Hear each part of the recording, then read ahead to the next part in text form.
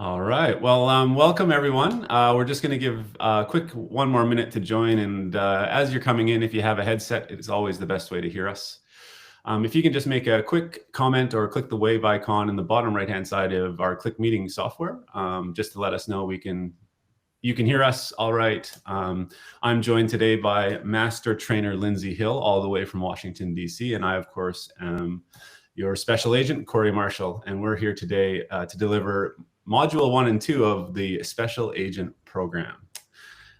So thank you so much for joining us today. Obviously, there is some momentum, some positive momentum from our market. I know sitting here in Auckland that I look abroad across to New South Wales and what's happening in Victoria with great envy, and great to see those big birds back in the sky on their way to the US. It will create pressure, and sometime soon we'll hear the same things happening in Queensland and, of course, here in New Zealand. So I know we have people from across Oz and New Zealand here today, and we're all excited to getting back to selling great USA holiday experiences. Destination DC and Lindsay and her team in April of 2020 created and launched their Special Agent Training Program.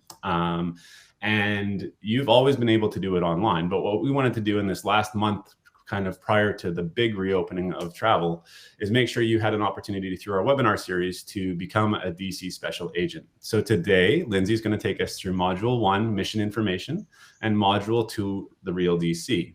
After each module, there's going to be a question period, and you need to just answer those questions right on the screen, and that goes towards your Special Agent status.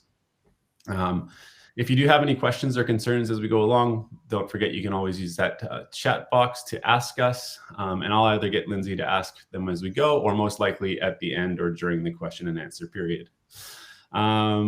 Before we get started today, Lindsay and I just have a couple of quick questions about Washington, D.C. These are not towards your Special Agent Program, but just stuff we want to make sure we ask at the start of today's training. So if you can go ahead and answer these right on the screen. So have you been to Washington, D.C.? Yes or no? Have you sold Washington, D.C. to your clients? Again, yes or no? Great to see lots of awesome support. And are you planning on completing all 3 modules of the Washington, D.C. Special Agent Academy to become a certified DC Special Agent? If you already have completed some of these modules, this is a great opportunity as a refresher for you. And if you have colleagues that maybe couldn't have attended today but want to be involved, we will be sending out a recording tomorrow of today's session, and they can go ahead and send us their answers back to each of the modules, and that will count towards Module 1 and Module 2.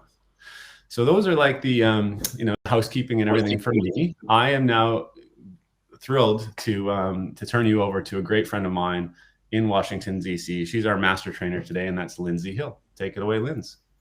Welcome, initiates. I hope you're ready for your training today. Thank you so much, Special Agent Marshall. As was mentioned, I am your master trainer, Agent Lindsay Hill, or Associate Director for Tourism Sales for Destination DC. We're very excited to provide this live training for our Washington, DC Special Agent Training Program for you. I am coming from you live from a covert location outside of the district. And we are going to start today with a quick video to introduce you to our city.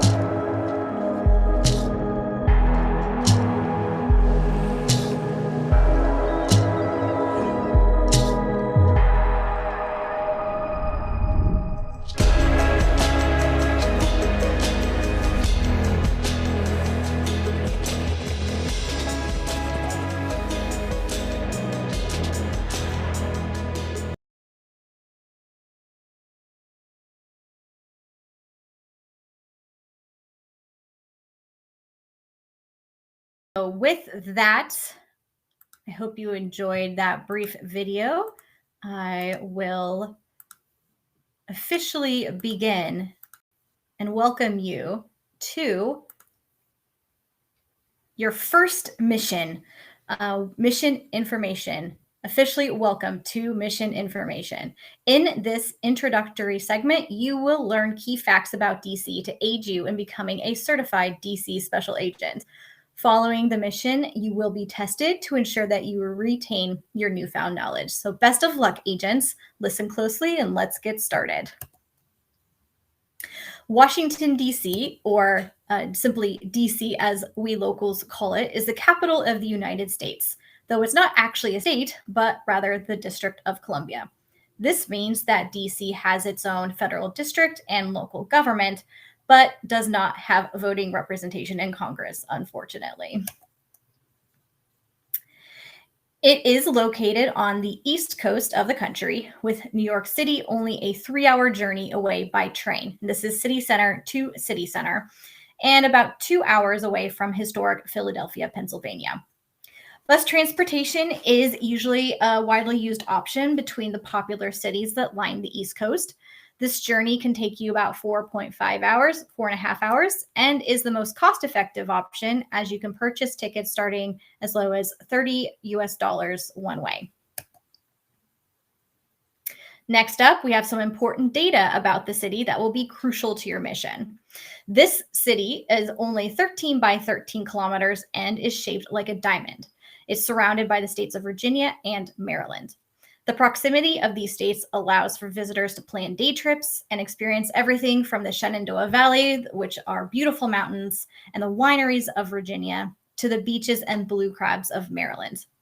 You will learn more on the Capital Region and these activities in our third live training module. Close to 700,000 residents call DC home, and more than 1/5 of these residents are between the ages of 25 and 40. So we're a very young city.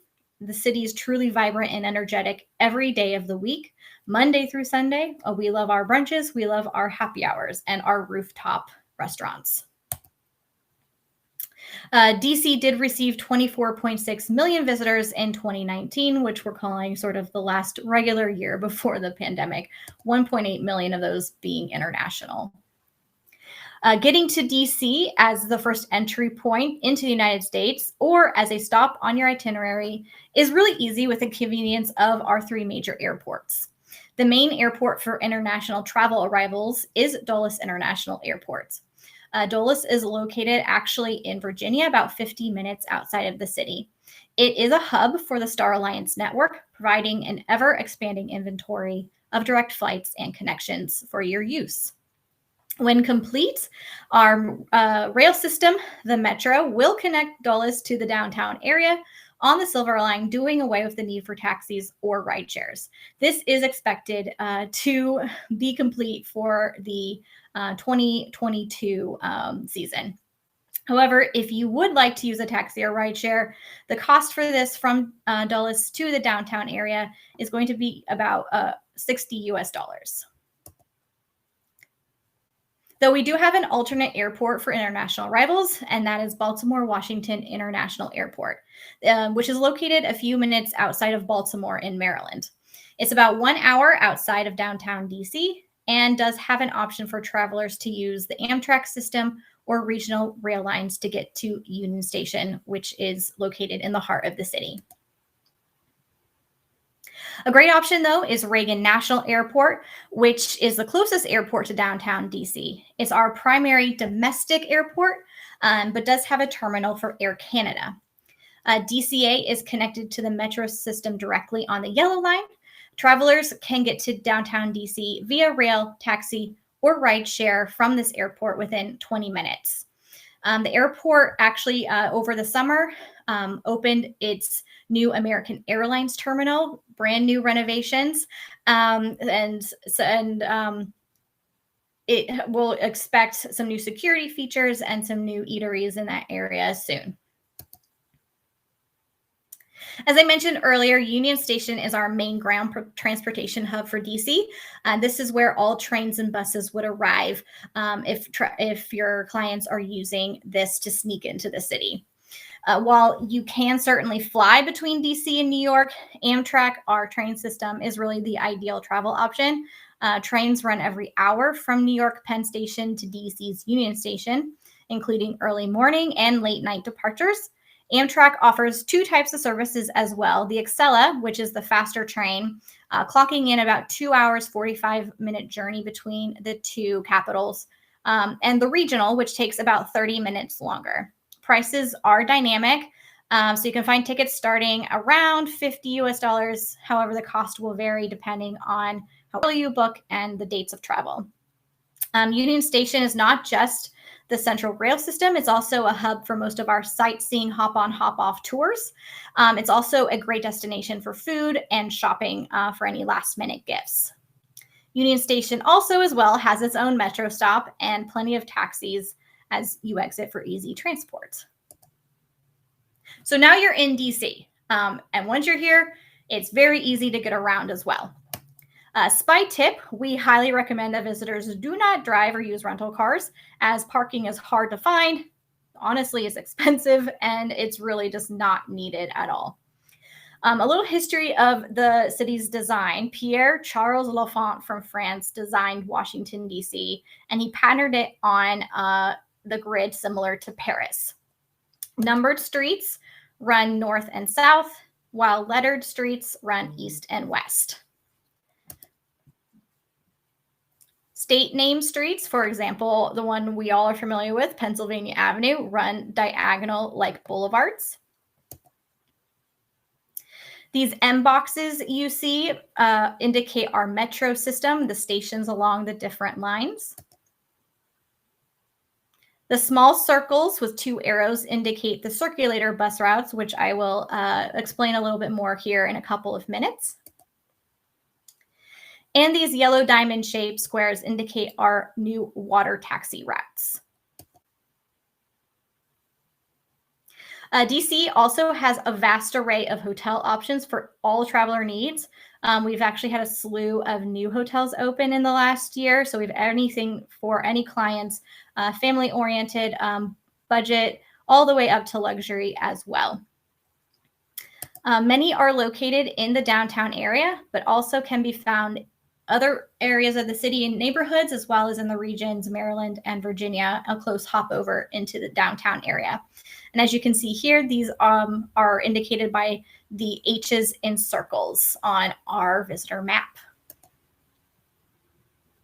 As I mentioned earlier, Washington, D.C. has an extensive commuter rail system called the Metro.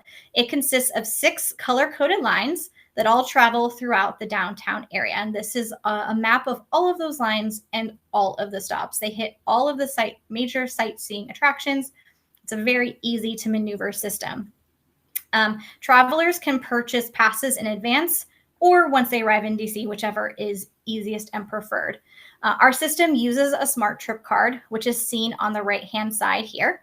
It's reusable and reloadable, and station machines take both cash and credit cards.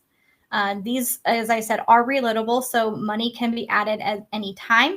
One ride is typically around $3 US, but one-day passes are also available, as well as 3-day passes. Our smart trip card can also be used on the city buses. The circulator bus, which you see here, these all are this color of red, are used more as a tourist option. It's a great resource for visitors. Again, there are several lines that snake their way through the city. And again, here's an image of where those are located and are able to take people from the downtown area to many of our neighborhoods. I've used these a lot. These are some of my favorite buses to get around town. They do make less frequent stops and only cost $1. And this is an insider tip as well. If you're using the Smart Trip card, you can sort of use it as a much cheaper hop-on, hop-off bus option. There's no, guide giving you history, but it really stops at all of the same locations. And people can hop on and hop off as many times as they want within a 2-hour time frame before being recharged that dollar again. And you can see this, the National Mall route. This route takes you from Union Station, that hub referenced earlier, around the Smithsonian museums in the middle of the National Mall, to all the popular monuments, memorials, and back around the U.S. Capitol.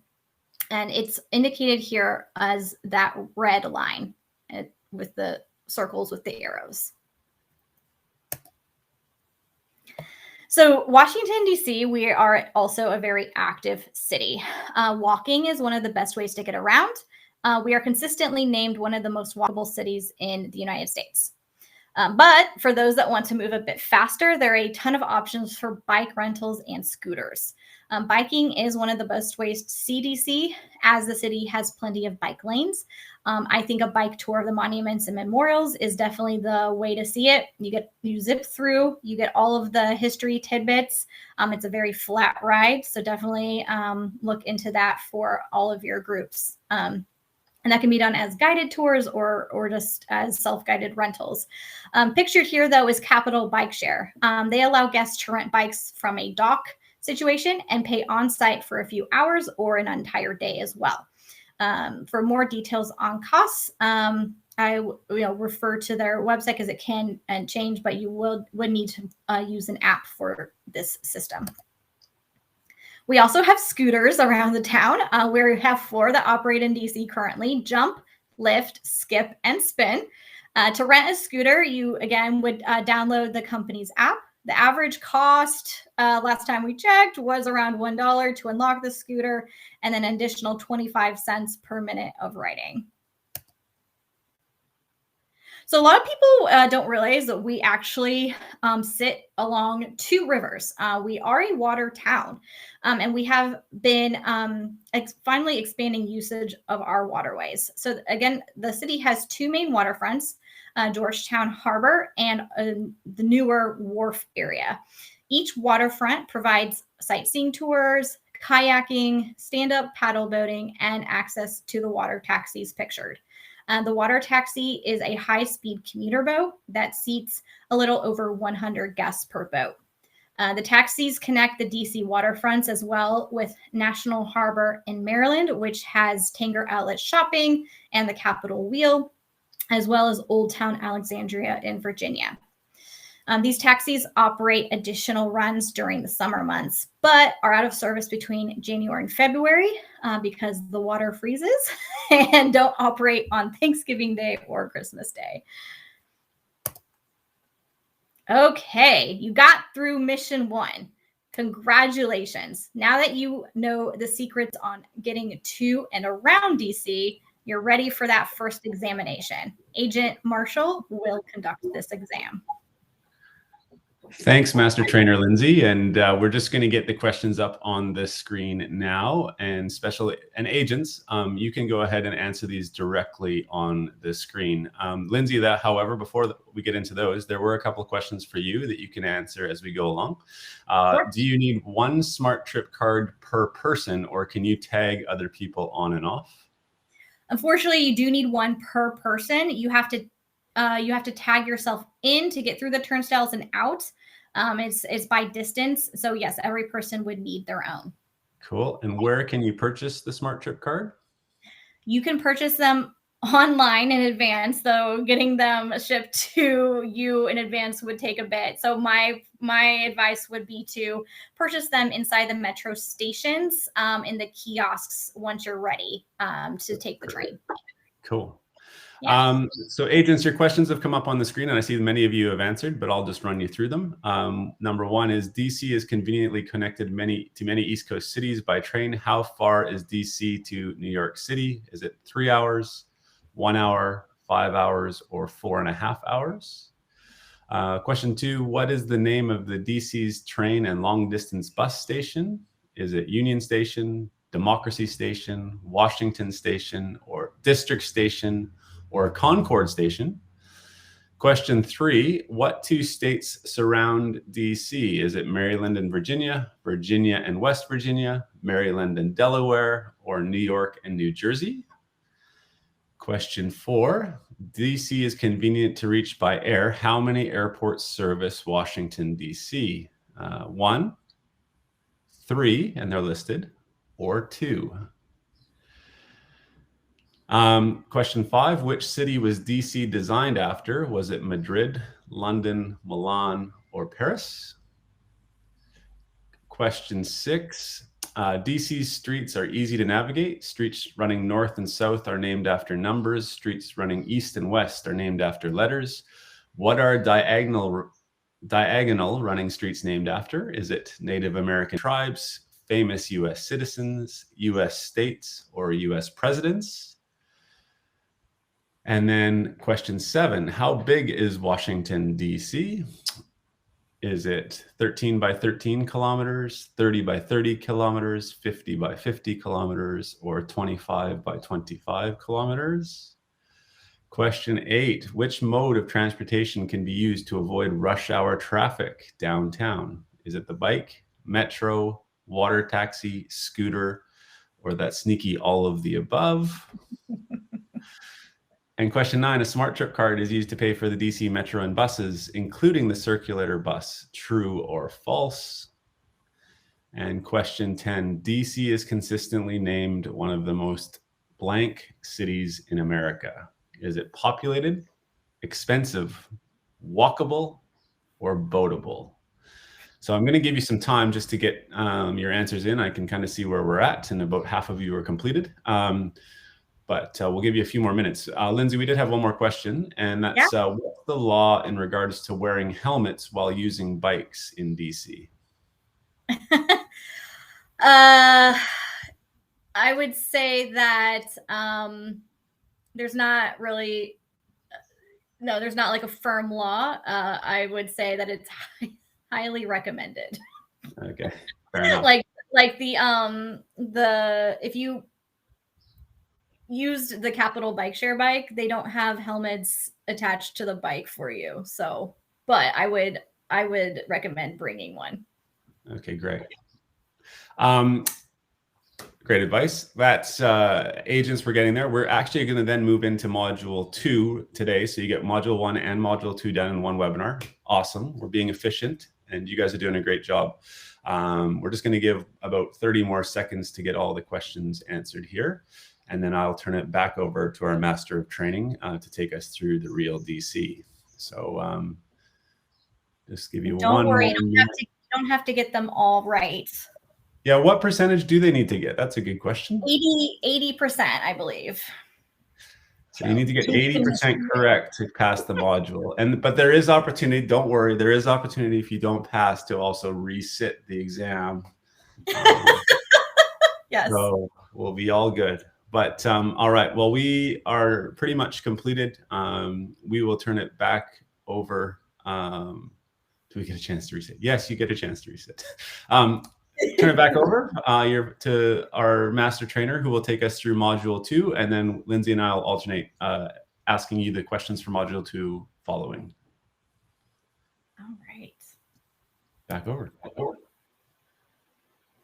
All right. Are you able to see my mission, Discover the Real DC? All right. Congratulations. You made it through the first mission. We're going to continue your training now with a discovery of the real DC. We like to separate Washington from DC. We find that when you say it all together, people have visions of politics and the government. And we see DC as the vibrant town, the place where we live, the go-go music. So we're going to talk to you today about DC itself. So the vast majority of the content I just discussed focused on, the background of the city and mostly on that, the National Mall, which can be seen here in the center of DC. So though this is the most famous area of DC, you can see here from this picture that it's just a very tiny bit of the entire district itself. So before we dive into the different neighborhoods of DC, we're a very neighborhood focused, with neighborhood centric town with each one having its own sort of vibe, I want to discuss some common themes that each of the neighborhoods share. The first is a varied and developed food scene, which is my favorite topic. So DC is one of only 4 U.S. destinations with a Michelin guide that actually just got renewed once again. Which does mean that we have lots of great options when it comes to your taste buds. So some of our DC specialties include the half smoke, which is seen here highlighted in the bottom left corner of the screen. And this is no ordinary hot dog or even beef dog. It's a spicy sausage.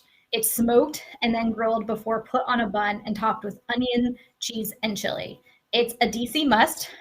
President Obama went here before his first inauguration. This restaurant has been on U Street since the 1950s, and the owner still cooks at the grill, and she's amazing. So definitely check this one out. Mambo sauce was invented in DC. Mambo, some people pronounce it mumbo sauce, is a sweet and tangy sauce, usually put on fried chicken and fries, and immensely popular with local Washingtonians. Outside of Africa, little fact people don't realize, DC has the largest population of Ethiopians. So because of that, we are definitely a great place to try this food out. We have very authentic Ethiopian food and culture here. And one thing that's, besides just trying the Ethiopian food that you see here in the picture, make sure you experience a traditional Ethiopian coffee ceremony as well.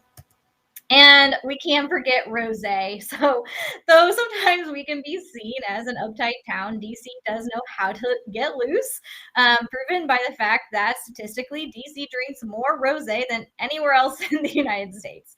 We also have plenty of other spirits produced right here in the city, especially in one of our newest neighborhoods, Ivy City. And when you next visit, please make sure you get a gin Ricky. Gin Rickies are really gin, some lemon, and some seltzer water, and was created here in Washington, D.C. in the 1880s. So shopping. So there are plenty of opportunities for shopping throughout the city. Some of the most popular destinations are Georgetown's M Street, City Center, DC, which is downtown, and Eastern Market, which I'll discuss in more detail later on. Though DC also has 2 large outlet malls just outside the borders. One is the Tanger Outlets National Harbor, which I did mention earlier you could get to from the water taxi, or it's a 30-minute drive, Uber ride, taxi ride from downtown. The second is Leesburg Corner Premium Outlets, which is located near the Dulles International Airport. So it's about 15 minutes drive from downtown, or it's a nice stop on your way to the airport before departing if you're utilizing that airport. Washington, D.C. is also rich in arts and culture, and we have one of the most active theater scenes in the United States. D.C.'s largest and most popular theater is the John F. Kennedy Center for the Performing Arts, known as the Kennedy Center for short, which also recently in the past several years expanded to incorporate a new building called The Reach. It now has a wine garden as well outside and is opening up a new exhibit on JFK and the arts in the coming year. This theater is located between Georgetown near the National Mall and overlooks the Potomac River. So the rooftop has stunning views and a restaurant. Another unmissable theater is Ford's Theater, located in downtown DC. So while it's famous for being the unfortunate site of President Lincoln's assassination, they honor his love of theater by still running performances to this day for a year, along with historical tours. TheaterWashington.org is a comprehensive site that groups all of the 80 plus theaters in DC to provide a full calendar that you can research of performances and provides links to purchase tickets. As I mentioned, DC is a very neighborhood-centric town. We love our neighborhoods and split into dozens of them, each with their own unique personality and charm. These are ideal places to go to really hang out with the locals and experience the real DC. So agents in training, are you ready? We'll be highlighting a few of the most popular neighborhoods. I promise we're not going to go through every single one of these right now, but with a full one-day itinerary for each. You can spend one day in just one neighborhood. So feel free to mix and match neighborhoods as needed when building your product. Here's another special agent tip for you. If you aren't able to remember or write everything down or need more information, you can go to our website, washington.org/DC-neighborhoods to find more information. So let's start with downtown. Downtown DC sits just above the National Mall, adjacent to the White House, and offers a mix of in-demand restaurants, high-end shopping, and plenty of must-see museums. In this area, you can start your morning with a trip to an art museum, such as the Renwick Gallery, the National Portrait Gallery, or the American Art Museum. All of those are Smithsonian's, which are free of charge and are a must for art lovers. You can then spend the afternoon in City Center, DC for lunch and shopping. These are more high-end restaurants. And it's a chic outdoor shopping center located in the center of downtown and a hub for luxury and designer brands. Though you can head over to some of the other nearby attractions. Ford's Theater is in walking distance to this area as well. At night, you can either experience a sporting event at Capital One Arena, home to DC's ice hockey and basketball teams, or again, head over to Ford's Theater for a performance. Agent tip, again, one of the best views of the city can be found in downtown DC by ascending the clock tower in the old post office building.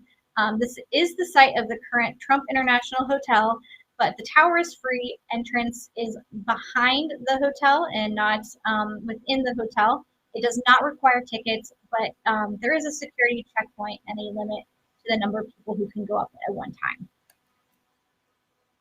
Let's move over to Georgetown. This is the oldest area of the city and was an independent town before DC was established. Because of this history, Georgetown is a beautiful area with stately homes and picturesque cobblestone streets and is recognized as a National Historic Landmark. Visitors should spend some time wandering the area for a glimpse of life during the Revolutionary and Civil War eras. For this neighborhood's itinerary, you can spend your morning walking through the area or taking a tour. There are plenty of hidden historical gems, including the Little Stone House, which is the oldest building in Washington, D.C., as well as the Exorcist steps. If you're familiar with that movie, if you've seen it, these were the steps where it was filmed. The priest was thrown out the window and down the steps. Visitors can also tour one of the many gardens in this area, including Dumbarton Oaks, which is a historic estate and acres of gardens. In the afternoon, you can shop your way through M Street. Again, one of the most famous streets for shopping in the city. It features everything from the small boutiques to high-end designer brands. It also has art galleries. Located on the Potomac River, Georgetown is also one of my favorite places for water activities. I frequent this area to go kayaking, but you can also choose a paddleboard or a canoe on the river. This is between DC and Virginia. You can paddle past the Kennedy Center, past the Lincoln Memorial, and around Roosevelt Island. So for your evening in Georgetown, you can dine on the waterfront along the river for beautiful views. You can see a performance at the Kennedy Center. It's a very short walk. And while it's best known for ballets, operas, and musicals, there's also a free option at the Kennedy Center called the Millennium Stage every day, including Christmas Day, that starts at 6 p.m. So now let's move to the southern side of the National Mall, to the Southwest DC and Capitol Riverfront. Again, you can take a water taxi from Georgetown to this area. These are two adjoining neighborhoods that feature some of the newest as well as most popular areas in DC. Southwest DC is most known for the Wharf, as I mentioned earlier, one of the newest neighborhoods for the city. As the name suggests, the Wharf sits on the water of the Anacostia River. It's just 4 blocks from the National Mall and can be reached by our free shuttle, the Southwest Shuttle, which runs between the two areas, stopping along the way at the International Spy Museum. The shuttle is free, low emission, and takes about 10 minutes.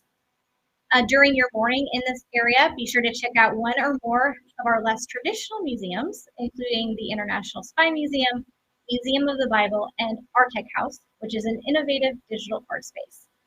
These all have entry fees, but are well worth the visit. For the afternoon, you can grab lunch at the Municipal Fish Market, or known as the Main Avenue Fish Market. This is the longest continuously running seafood market in the United States. Visitors can buy from there directly to eat outside or stop into one of the high-end restaurants that line the wharf. Fresh crabs and crab cakes are the most popular choices, but you can find a range of delicious seafood. In the evening, I suggest you watch a live performance at one of the 3 music venues on the wharf, or head over to our new Audi field for a what we call soccer, what you call football game.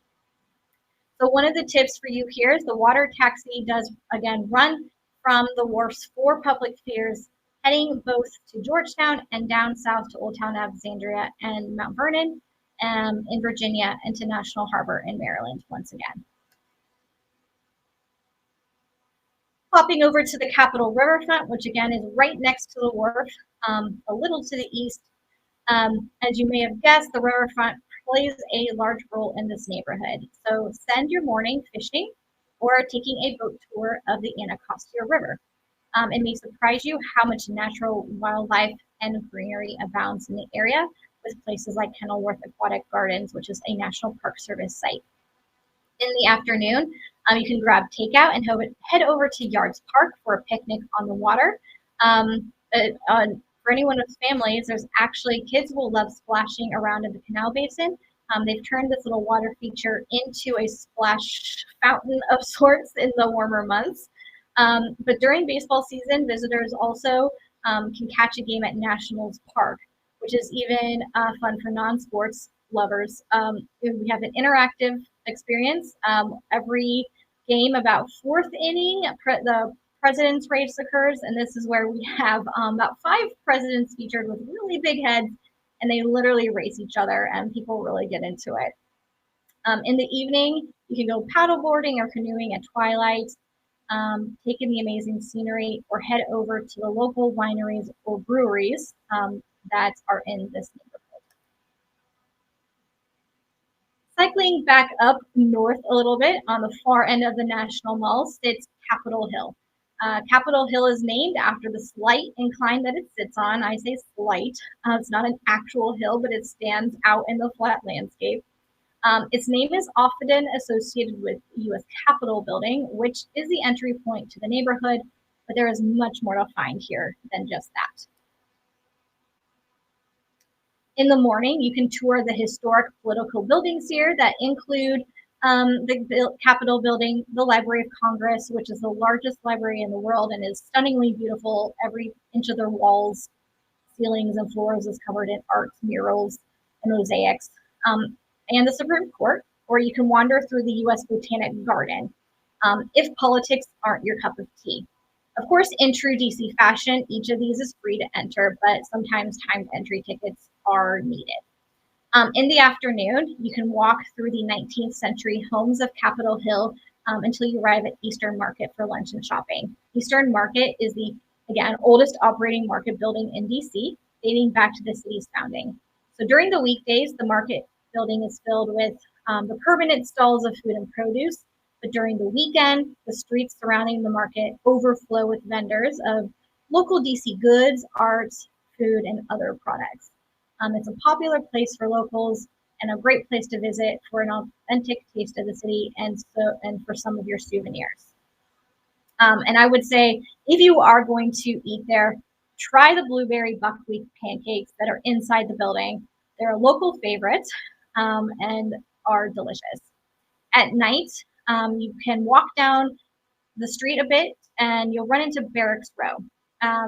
With the street name is Barracks Row. It's named after the Marine Barracks, which still is in operation here. There's great restaurants and bars in this area as well. And on Friday evenings in the summer, you can see the evening parade inside the Marine Barracks, which is over an hour-long performance of the military music and marching. One of our more livelier neighborhoods, DuPont Circle, is located north of the National Mall and is most known for its high concentration of embassies and think tanks. So in the morning, I recommend walking down Embassy Row, which is Massachusetts Avenue, and exploring the many historic homes in the neighborhood, including Anderson House, the Hyrick House, and the former residence of President Woodrow Wilson. In the afternoon, smaller groups can picnic and people watch at the fountain in DuPont Circle itself, while larger groups can find many great restaurant options. Expect the international flavor of the many embassies here to rub off on the food scene in DuPont, which is extremely diverse. This neighborhood is also known as the historic LGBTQ neighborhood for Washington, D.C. After lunch, check out a museum such as the National Geographic Museum, the Phillips Collection, which was America's first museum of modern art, or the Mansion on O, where you can try your best to find all 70 secret doors and over 100 rooms. In the evening, browse Kramer's, which is a popular bookstore and cafe open late in the evening, or DuPont Circle's rich nightlife, including plenty of bars and clubs. So Embassy Row, located here, is one of the main locations of an annual festival of ours called Passport DC. It's a yearly event each May where DC embassies open their doors to the public and allow them to experience the food, the history, the traditional dress, the music, and a lot of times alcohol tastings as well. To the east of DuPont Circle lie the neighborhoods of 14th Street and the U Street corridor. These lively neighborhoods are currently the most popular with young people and known for their vibrant culture and nightlife. For the morning, I would walk through Meridian Hill Park, which has the largest cascading fountain in North America. And on weekends, visitors can experience and participate in the drum circle that has been occurring since the 1960s every Sunday. In the afternoon, as mentioned earlier, you must make a stop by Ben's Chili Bowl for a half smoke, one of the most famous restaurants and half smokes in the city. It's played a strong role in this neighborhood for decades, and is, as you can see, has beautiful murals. You can walk off your full stomach and the calories you just ate by walking through this neighborhood and snapping photos of that mural as well as the other ones that fill this area. We also have designated mural tours with guides that you can enjoy. For dinner, head over to Little Ethiopia, located here for that authentic Ethiopian cuisine. Afterwards, you can experience, again, DC's nightlife if that's your speed, but there are plenty of options. 14th Street and U Street have lots of different options, whether you want a quiet cocktail bar to more of a club atmosphere, but we also have live music venues, including the historic 930 Club. So a little bit of history background in a tip here. U Street played a crucial role in the creation of jazz music and Black music culture in the US and was previously known as Black Broadway. So some of the famous jazz musicians, such as Duke Ellington and Ella Fitzgerald, were regulars at both the Lincoln and Howard theaters, which still host live music today. This is a huge mainstay for celebrating the Black history of Washington, D.C., which is a huge focus for all of us at the moment. North of U Street lies our quirky neighborhood of Adams Morgan. In the morning, you can grab brunch on the main strip. Like I said, brunch is a religion here in DC. And if you want a really unique experience, I would stop in at Perry's Restaurant. Each Sunday. They host the longest running drag brunch, and it reservations sell out very, very quickly in advance. I went just a couple of weekends ago. It's super, super fun. In the afternoon, you can wander through the Smithsonian National Zoo. It's about a 20-minute walk from the neighborhood, or you can take that circulator bus. The National Zoo is a Smithsonian, and so again, is free to enter. You can also, for a bit more exercise, head over to Rock Creek Park. This is our main park and is over twice the size of Central Park in New York City. It's also twice as hilly and wild, so be sure to pack your tennis shoes or hiking gear. In the evening, you can experience one or all of the eclectic bars or restaurants. One of the most popular spots is Madam's Organ, which is unique, to say the least, and a great starting point for your night. That was a lot of neighborhoods, a lot to take in, but I hope it shows the diversity and depth of Washington, D.C.'s real D.C. Again, this is just the tip of the iceberg. We'll have many modules that cover our festivals, our sports, the region in the next 2 weeks. So your mission for tonight, or for not tonight, it's my tonight, your day, is now complete. Remember, getting off the National Mall and into the neighborhoods will help you in your mission to bring travelers to Washington, D.C. So now that you've started this special agent journey, you will receive communications from Agent Erica Riddle in the coming days. She is currently involved in several covert operations, so please be patient on their arrival. At this point, Agent Marshall and I will administer today's final exam. Well, thanks, Master Trainer Lindsay. And I know the questions are going to come up on the screen, which is great. And agents, you can start to answer the questions, and Lindsay and I'll come and alternate asking in a minute. But in the meantime, there has been a couple of questions come up for you, Master Trainer Lindsay, that maybe we'll get you to answer. Great. And one is, I put us all on the spot. The agents loved your itinerary, your neighborhood itinerary so much. So they've asked if they can get PDF copies of those itineraries rather than watching the webinar. So I said, we'll get that sorted. The question we all obviously saw last year, what happened at the Capitol and the fencing that got put up. Is that fencing still up, or is it fairly open now? The fencing is not up. The fencing has been taken down. The grounds of the Capitol are open. The building itself for the tours is still currently unavailable. Okay, great.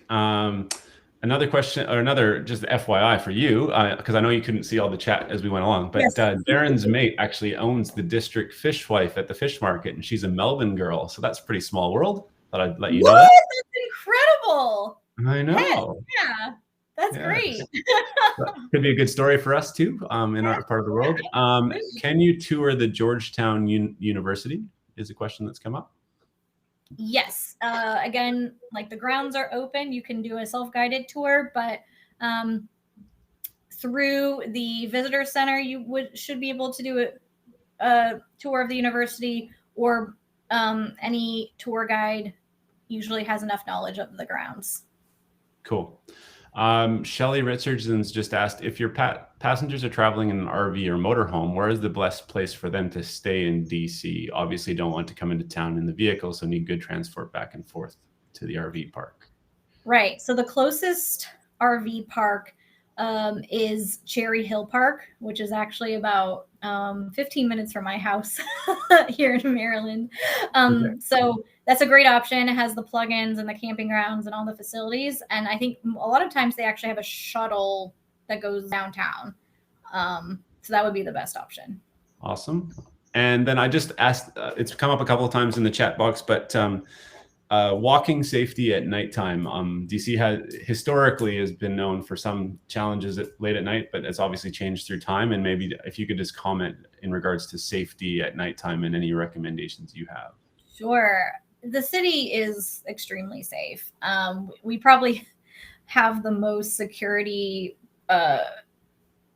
groups than any other city when you think about Secret Service and the city and the federal government and everything. I've lived here for 15 years. I walk around at night all the time. Everything's very lit. Like I said, the sidewalks are very large. People are out and about all times of day. So I would not feel very concerned within, the areas where you would stay with hotels and attractions for sure. Okay, great. Yeah. Darren says you need to go say hi to Fiona Lewis, who's the Aussie. I will. Make sure you do that. Anyways, we will get in and make sure we alternate the questions. I see lots of answered, but maybe I'll start. So question number 1 was, which of these is not a DC specialty? Po' boy, mambo sauce, half smoke, or Ethiopian food? And since I said Ford's Theater so many times during that module, it's great that I get this question. What is special about Ford's Theater? It is the theater where President Lincoln was shot.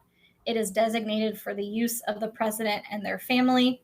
It was the first drive-in theater in the U.S., or it is the largest theater in the U.S.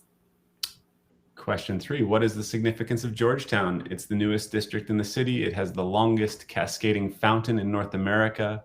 It is where the White House is located.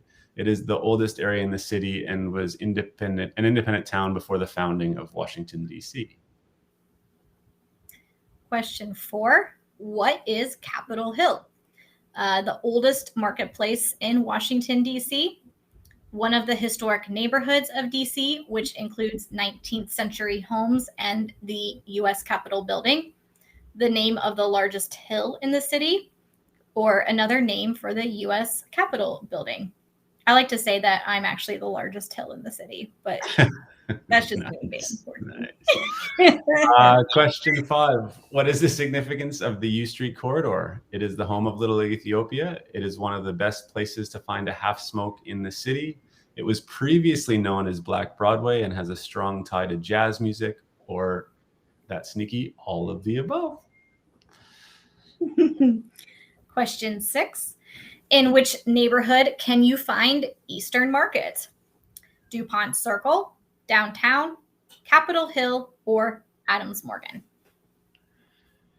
Question 7. Which of the following cannot be found at the Wharf or Southwest DC? Water taxis, the municipal fish market, historical homes and gardens, live music venues. Question 8. Which one of the following neighborhoods offer paddleboarding and other water sports in the summer months? Georgetown and Capitol Riverfront, DuPont Circle and Adams Morgan, Capitol Hill and U Street, or Downtown and DuPont Circle?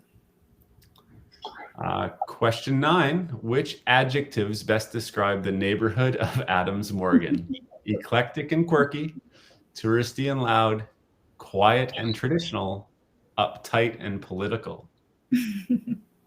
Nice. And finally, what is DuPont Circle not known for?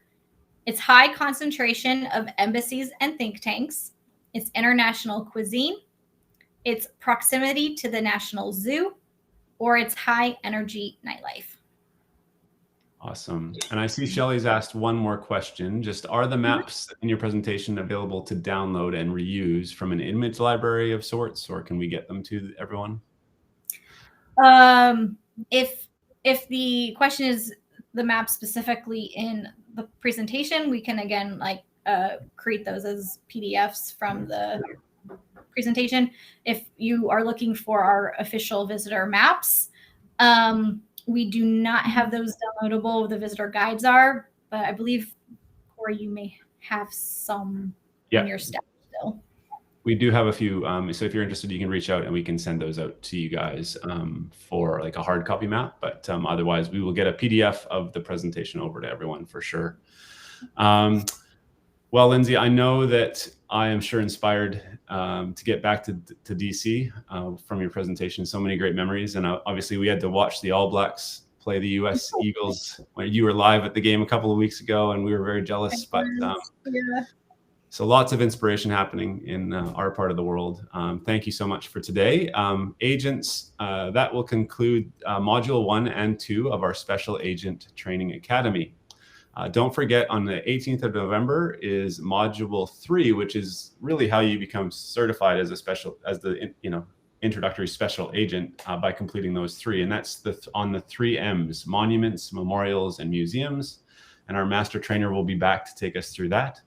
As a reminder, you need 80% on the both quizzes to move forward in your process to become a special agent. And all of the special agent benefits were in our EDM prior to this, and will of course be included tomorrow as well with the post-event recording. If you have any questions of us, we're always here for yourselves and or your clients as you build those DC itineraries. We'll conclude today's session with one more feel of what it's like to experience the real DC. And thanks everyone again for joining us today. And thanks, Lindsay. See you next time.